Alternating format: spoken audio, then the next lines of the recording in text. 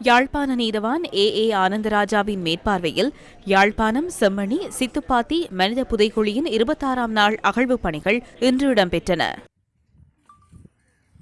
3 புதிதாக மண்டையோட்டு தொகுதிகள் அடையாளம் காணப்பட்டிருக்கின்றன.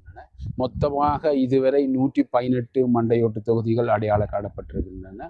அத்தோடு 3 மண்டையோட்டு தொகுதிகள் முழுமையாக புதைகுழியிலிருந்து அகழ்ந்தெடுக்கப்பட்டு நீதிமன்ற கட்டுக்காவலில் வழங்கப்பட்டிருக்கின்றன. மொத்தமாக இதுவரை 105 மண்டையோட்டு தொகுதிகள் அகழ்ந்தெடுக்கப்பட்டு பாதுகாப்பாக சட்ட வைத்திய அதிகாரியிடம் கையளிக்கப்பட்டிருக்கின்றது.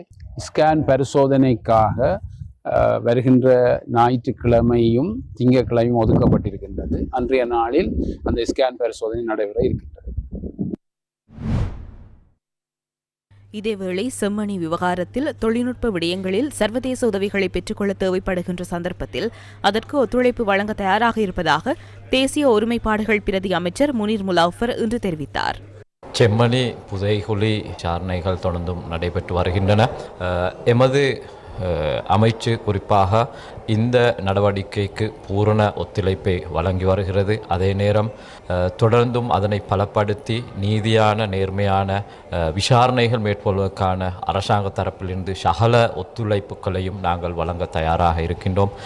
சிலபோது தொழில்நுட்ப ரீதியான விடயங்களில் எமக்கு சர்வதேச ரீதியான உதவிகளை பெற்றுக்கொள்ள தேவைப்படுகின்ற சந்தர்ப்பத்தில் அவ்வாறு தேவைப்படுவதாக இருந்தால் அத்துறை சார்ந்து தொழில்நுட்ப ரீதியான ஒத்துழைப்புகளை வழங்குவதற்கும் தயாராக எமது அமைச்சு இருக்கிறது.